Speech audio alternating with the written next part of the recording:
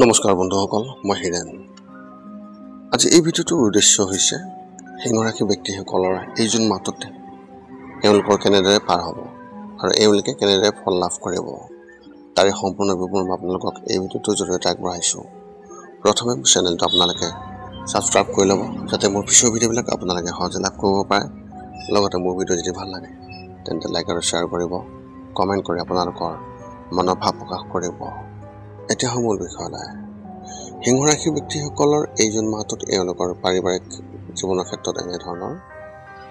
এই মাহত আপোনাৰ পৰিয়ালত কিছু বিশেষভাৱে পাৰ্থক্য আহিব পাৰে। কোনো এটা বিষয়ক লৈ আপোনালোকৰ পৰিয়ালৰ সদস্যসকলৰ মাজত কাজিয়া হোৱাৰ সম্ভাৱনা অত্যন্ত প্ৰবল দেখা গৈছে, যাৰ বাবে আপোনালোকৰ পৰিয়ালৰ পৰিৱেশ অলপ অশান্ত হৈ পৰিব।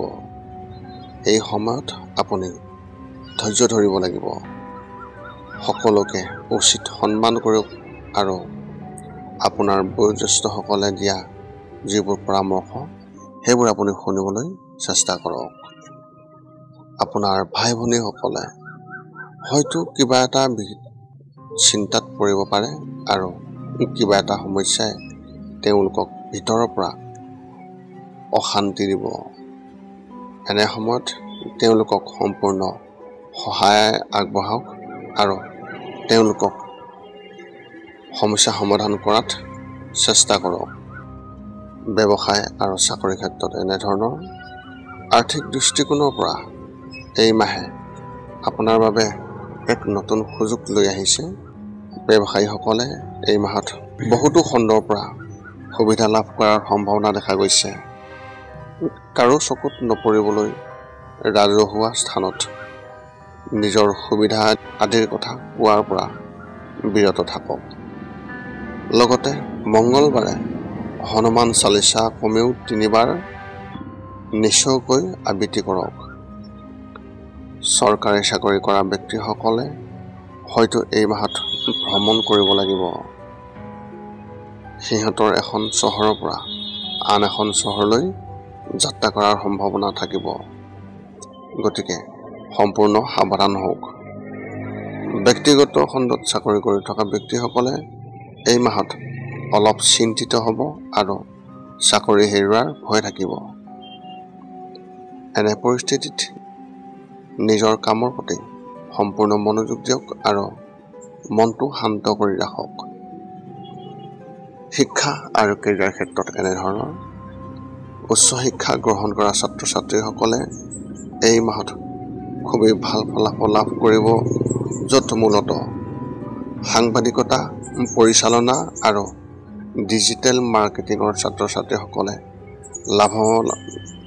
লাভৱান হ'ব। অনলাইনত কাম কৰাৰ সুযোগ পাব। গতিকে এনে সুযোগ হেৰুৱাব নালাগে, কাৰণ সেইবোৰ ভৱিষ্যতে আপোনাৰ বাবে অতি উপযোগী হ'ব পাৰে। প্ৰতিযোগিতামূলক পৰীক্ষাৰ বাবে প্ৰস্তুতি চলাই থকা ছাত্ৰ ছাত্ৰীসকলে তেওঁলোকৰ সহপাঠীৰ পৰা সম্পূৰ্ণ সহায় লাভ কৰিব, যিয়ে আপোনালোকক পথ প্ৰদৰ্শন কৰিব। আপোনাৰ জীৱনৰ অভিজ্ঞতাৰ অভাৱ এই মাহতে সম্পূৰ্ণ কৰিব পাৰিব। প্ৰেমৰ ক্ষেত্ৰত এনেধৰণৰ। এই মাহত বিবাহিত লোকসকলে সংগীৰ পৰা কিছু বিশেষ আশা থাকিব, যিটো পূৰণ নহ'লে তেওঁলোক হতাশ হ'ব।